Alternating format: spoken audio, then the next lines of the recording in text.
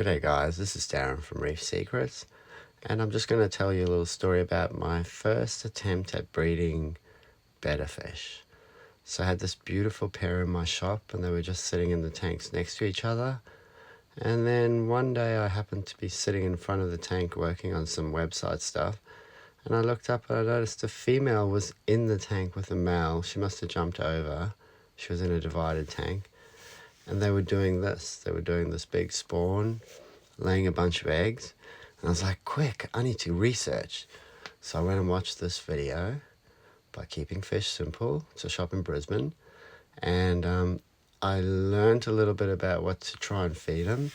So once the male and the female started bickering, I removed her from the tank and I just put her next to him. And they were both good, they were both looking after the babies, but then all of a sudden I did notice the female was eating some of them. So she got moved out of the tank, and then a few days later I moved the male out of the tank.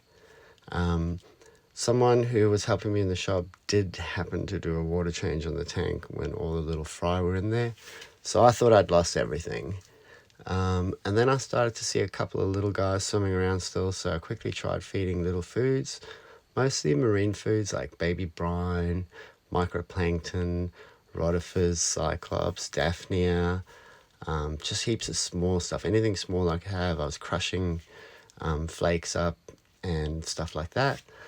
And yeah, so it's taken from about the 4th of December, and I now have, today I saw 5 little fighters cruising around. These are the parents. They're stunning. So I can't wait to see what the little juveniles are going to look like. Beautiful colors. Look at them. Oh, so nice. Anyway, so this was the juveniles about maybe a week ago. Pretty cute little guys. It's just looks like a little fish of some sort. And then today, this is just one of them.